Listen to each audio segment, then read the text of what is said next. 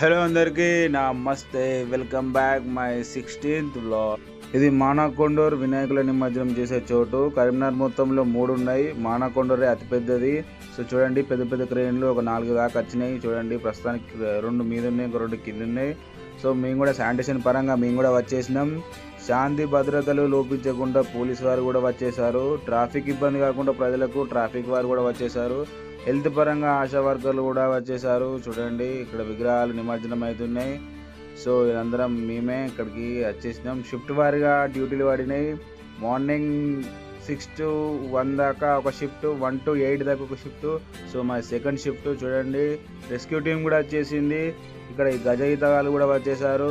చూడండి, rescue team వాళ్ళు వాటర్లోకి వెళ్ళిపోయారు. నైట్ అంతా అక్కడే ఉంటారు, ఎందుకంటే మన ప్రమాదాలు అయితే వాళ్ళు రెస్క్యూ చేస్తారు కాబట్టి. సో అండ్ అట్లనే ప్రజలకు చెప్పేది ఏంటంటే, శానిటేషన్ పరంగా మేము ఎంతమంది ఉన్నా కానీ మీ వంతు బాధ్యతగా దేవుడికి పూజ చేసుకున్న 9 రోజులు పూజ చేసుకున్న సామాగ్రి ఏదైతే ఉందో అది మున్సిపల్ ట్రాక్టర్లు వేసి మున్సిపల్ వాళ్ళకు సహకరించగలరని కోరుతున్నాం.